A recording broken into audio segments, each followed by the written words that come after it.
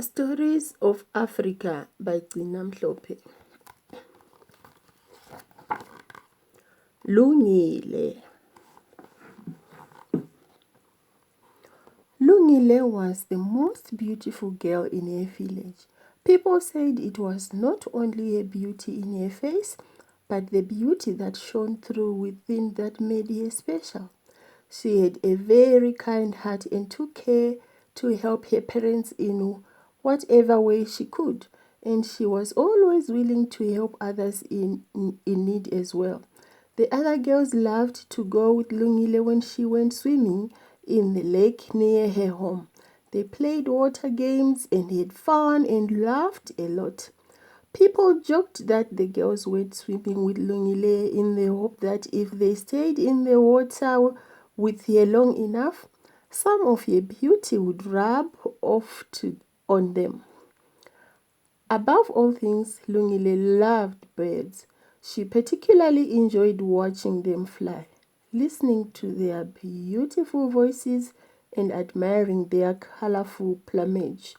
One day, she and her friends were out in the forest together, collecting firewood, eating wild berries, and having a good time teasing each other. "Oh, your mouth is so purple. You look funny. Aha! You can't talk. Your tongue is particularly black." Suddenly, the other girls realized that Lungile was no longer with them. They looked for her and found her in a clearing, standing by herself. Her arms were spread like wings, and she was whistling sweet bird songs, lost in a dream of her own. The others teasingly asked her, "What's wrong with you, Lungile? Don't you like being the most beautiful girl in the land? Would you rather be a bird?" Lungile laughed and said, "Oh no, I have no wish to be anything except what I am.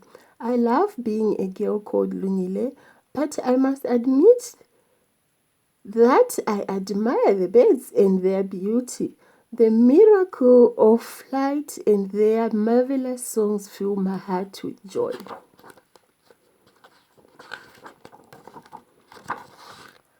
As Lungile grew older, she seemed to become even more beautiful. Many young men came to ask for her hand in marriage, bringing wonderful gifts for Lungile's parents. They were all so in love with Lungile. The other girls watched enviously from their homes as, one after the other, the hopeful young men arrived at Lungile's door. The first man was very rich. The clothes he wore were of the finest material, and even the way he walked showed how confident he was. He came with many expensive gifts, and the village women ululated as he and his companions entered Lungile's home.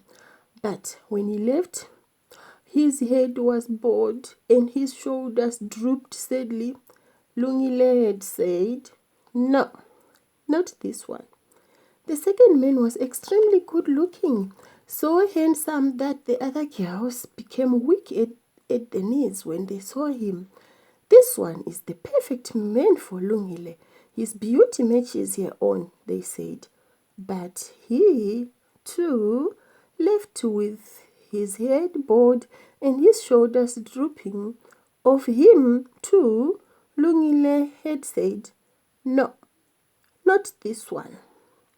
The third man who came was humble and kind.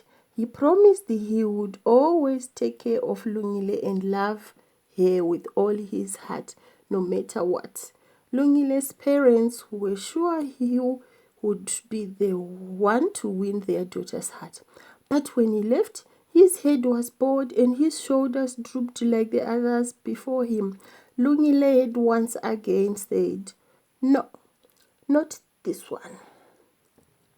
And so, day in and day out, men were seen going into Lungile's home full of hope when they arrived, sad and disappointed when they left.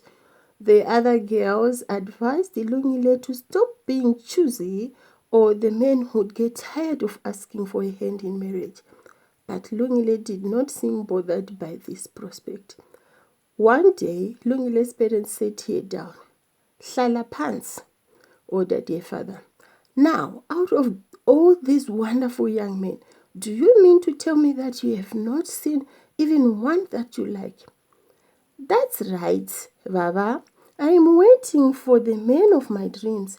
I saw him in a dream one night. He said he will send a bird to call me when he is ready to marry me, replied Lungile, not daring to look at her father.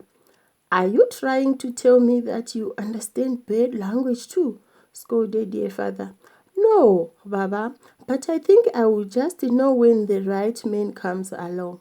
Her parents did not know what to make of this. Her mother persuaded her husband to let their daughter wait a little while longer.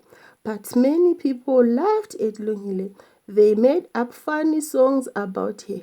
They teased her that one day she would grow tired of waiting and be forced to marry a clumsy old bird like a ground hornbill.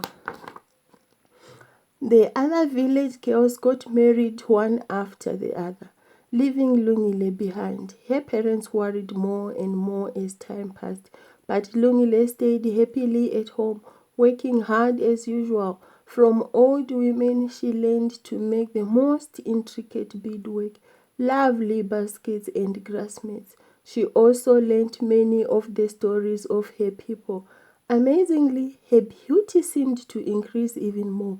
As time went by, she became so gloriously beautiful that even the birds seemed to stop to admire her. One old woman was heard to say, "You know, this girl's beauty is not without its magic. Something special is still bound to happen to her. You mark my words." And so it happened that early one morning, a long-tailed blackbird called Jobela came and sang for Lungile, just as her dream had promised. It sang a beautiful song. Lungile, hurry up! The man of your dreams is waiting for you at the lake. Lungile jumped out of bed and got dressed as fast as she could. Repeating the words of the song to herself, she hurried down to the lake to meet her man and was struck speechless when she saw him. He was every bit as special as she had hoped he would be. There he was, surrounded by birds of all types and sizes. There were hundreds and hundreds of birds, small ones and big ones, water birds, veiled birds, and forest birds, perched in the forest and on the ground, hovering in the air or swimming in the water, gathered around this one man. When Lungile appeared, the birds all broke into a song, the most beautiful chorus of song you can ever imagine. Lungile's dream man ran towards her with wide open arms. As they embraced, the hundreds of birds rose up into the sky in one big cloud of rainbow color. Each of them dropped a feather so that it seemed as if the whole sky was raining feathers. In the sparkling morning light, it was very magical to see those brilliant feathers drifting down all over Lungile and her special man. Old women and mothers came out of the village, ululating. Li, li, li, li, li, li, li, li, li, li, li. What a wonderful day! Lungile is getting married. Everybody come out and watch. So saying, they picked up the feathers and took them home to make the most beautiful wedding dress ever seen. Lungile's parents threw a huge wedding feast filled with pride that their daughter had made such a good match. So that is how Lungile finally got married. She and her men loved each other a lot. They went back to his country, and in their home, birds were always welcome. Their children knew that the birds were invited to play with them, share their food, and teach them their beautiful songs. Qos iyaphela. Here I rest my story.